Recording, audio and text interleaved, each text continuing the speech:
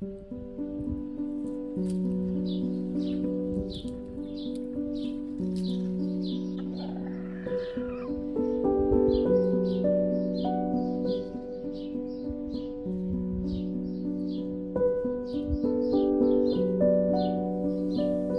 lovely souls. It's been a while.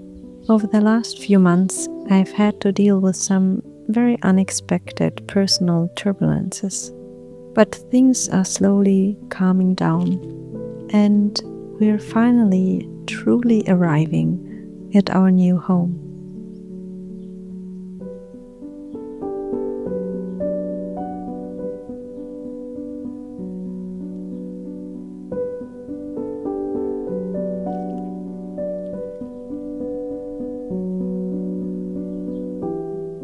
There's something about starting over that sounds romantic: fresh air, a new language, a different pace of life.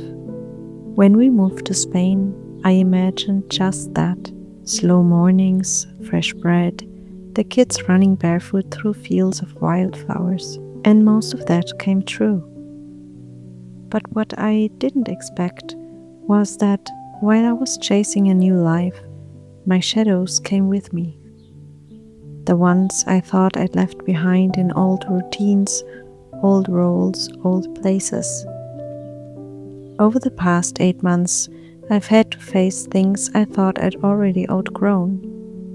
Habits that still lingered, patterns of thought that still pulled me under.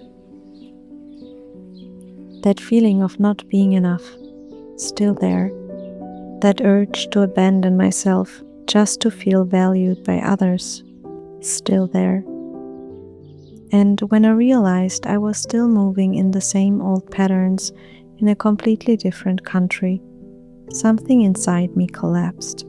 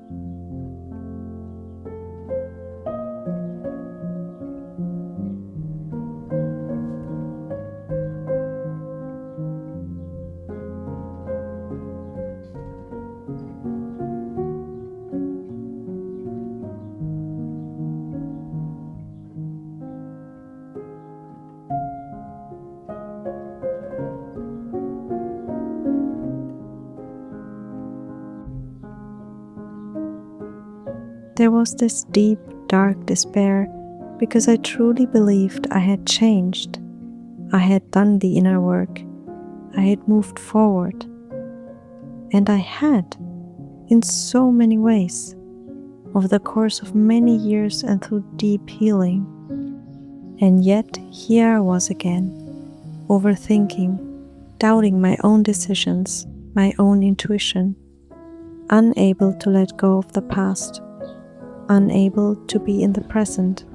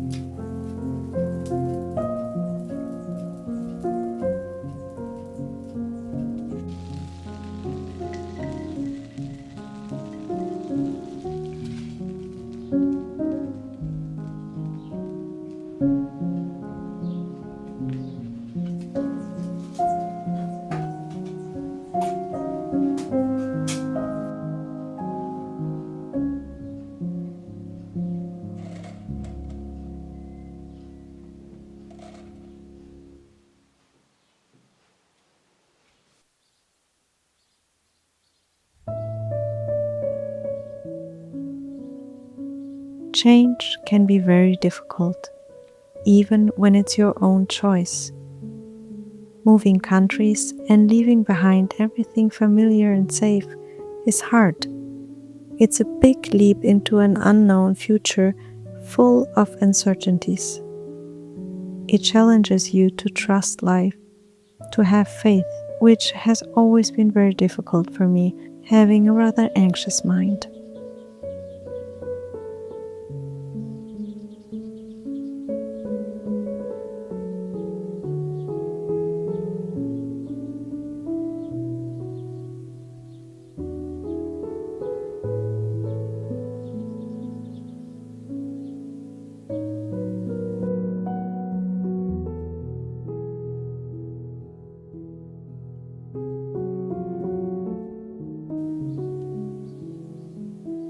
A couple of months after we moved here, I was offered a job back at my old school in Munich, where I had taught before becoming a mother.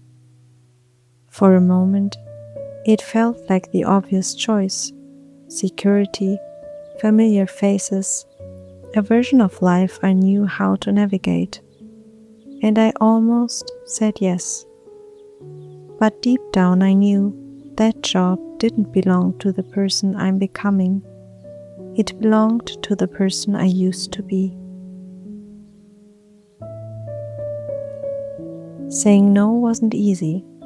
It meant disappointing people I love, people who trusted me, who welcomed me, who still feel like home. It broke my heart a little, but saying yes would have broken something even deeper. Healing, it turns out, isn't just about becoming new, and it's not linear. Healing doesn't always feel like peace. Sometimes it feels like disorientation, like pulling out roots you didn't know were tangled so deep, like walking barefoot through new earth, unsure of where the path leads, but knowing you can't stay where you were. It's about learning to stop abandoning yourself. And for me, part of that journey has been facing my own self-doubt. I've had to ask myself again and again, who am I if I'm not seen by others? What am I worth when I'm not producing, helping, fixing, performing?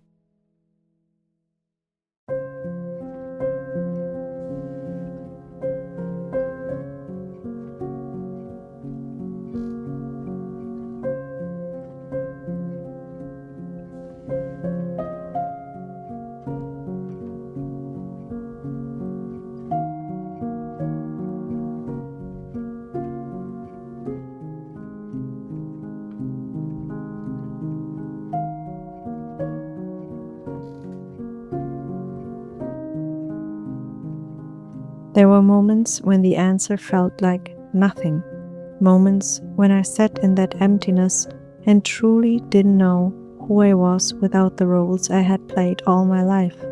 But here's the thing: self-worth doesn't live outside of us. It's not something we need to prove, or earn, or achieve.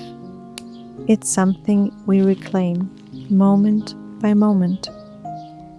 For me, it meant being kind to myself, forgiving myself for the ways I've coped, for the ways I've acted. And that's where self-love begins, not in grand declarations or sudden transformations, not in great jobs or being valued by others, but in small, ordinary choices. Resting when we're tired, even when the to-do list isn't done. Saying no, even when it might disappoint someone. Allowing ourselves to feel everything without trying to fix it. Setting healthy boundaries, even if it feels like we're abandoning someone else.